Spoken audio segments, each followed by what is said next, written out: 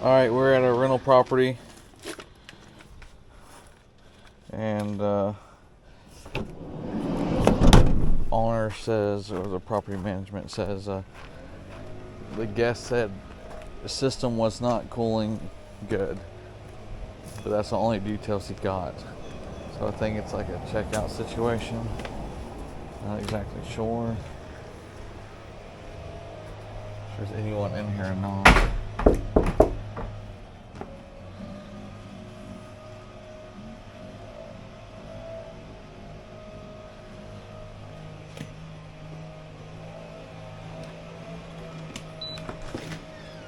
Hello, air conditioning.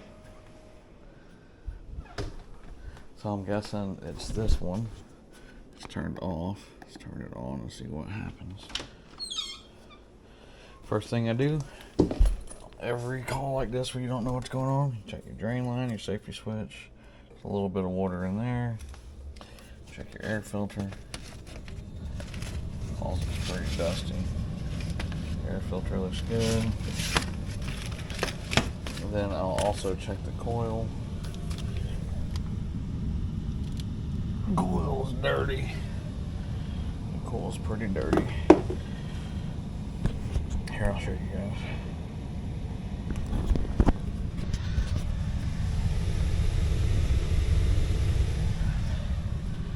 It's not dirty enough really to cause an issue, but it is dirty enough to take a picture and recommend maintenance.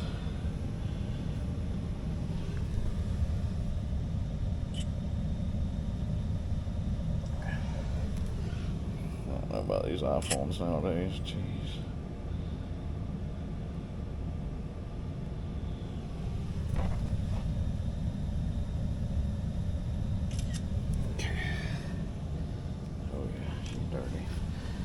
Put the filter back in it.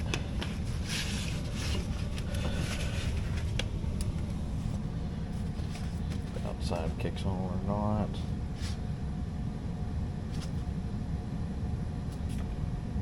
Feels like it's running. And then also, while I'm in here, I always take pictures of the model serial.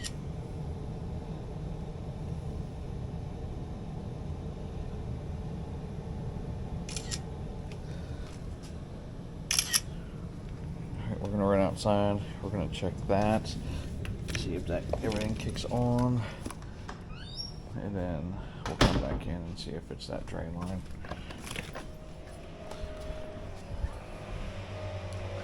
So first things I always check when I come into a house: thermostat, drain line, air filter, and coil.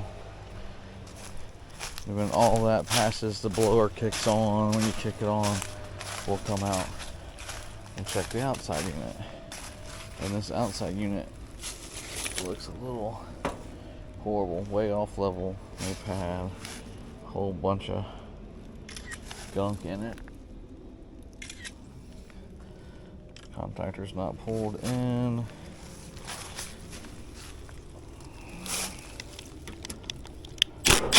So now I'm going to just take off this cover. And we are going to see if that contactor is pulled in. Contactor is pulled in.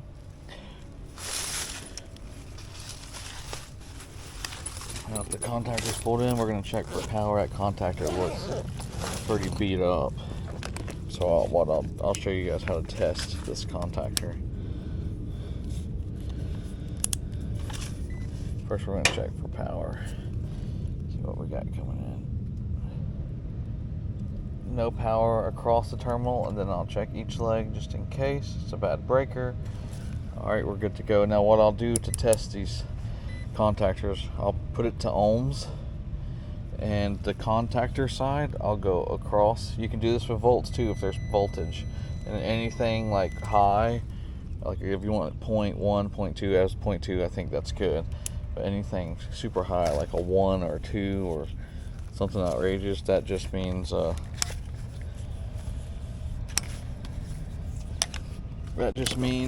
that contactor needs replaced. It's pitted. So now we're gonna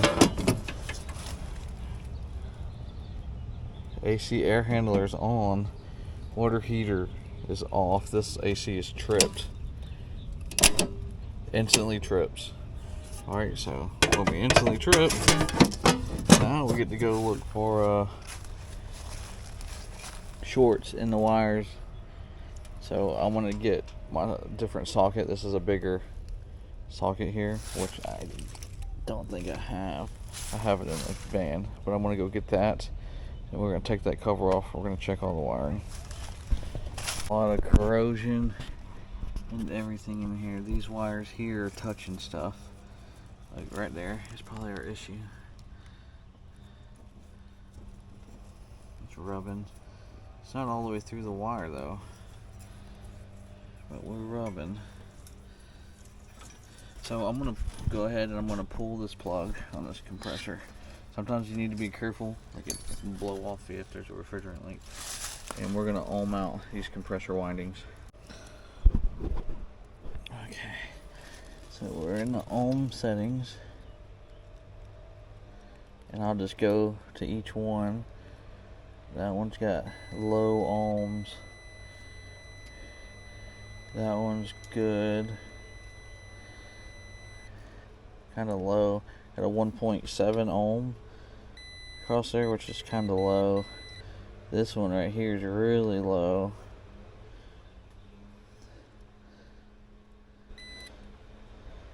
That one's really low. And then I'll go here. Let's get a clean copper connection somewhere.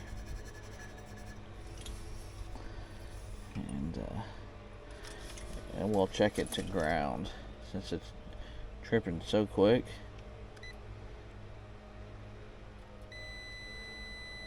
Oh, compressor shorted to ground. Yep. Shorted to ground compressor.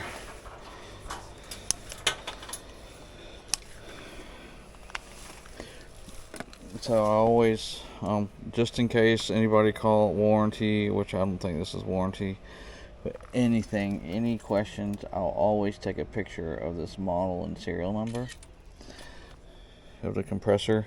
And it also tells you 410 refrigerant in case the label's kind of gone on the main unit.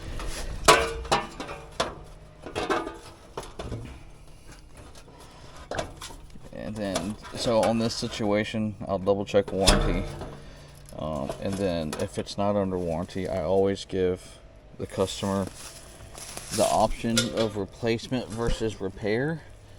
And it used to be when it was just 410, we could just replace just this condenser if the inside unit's in decent shape. But nowadays you can't buy a whole condenser, but you can buy parts. So I'm going to take good pictures of everything, measurements, the whole 9 yards, just to help the sales guy. So if the sales guy doesn't have time to get out here, he can go off my photos. You're going to take air handler measurements, and I take measurements of the closet door dimensions too, and space.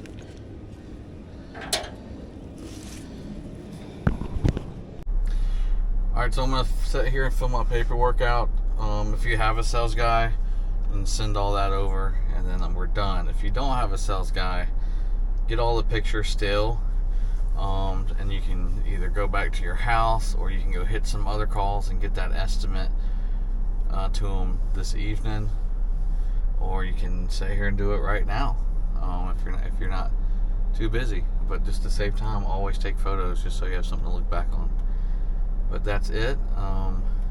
Thanks for watching, guys. This is an easy one. If you learned something, I appreciate y'all. Make sure you hit that like and subscribe, and we'll see you next time.